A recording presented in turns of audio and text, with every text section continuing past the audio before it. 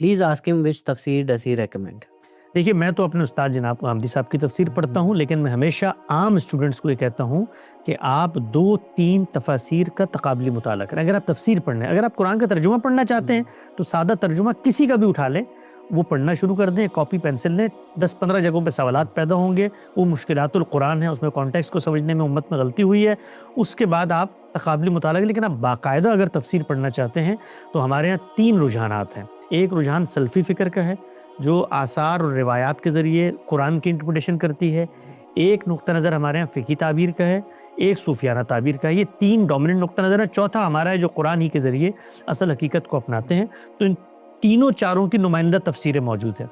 آپ اگر بہت آسان تفسیر چاہتے ہیں، غامدی صاحب کی البیان اٹھا لیں، اس کے مقابل میں مفتی تقی عثمانی صاحب کی تفسیر ہے، اس کو آپ رکھ سکتے ہیں۔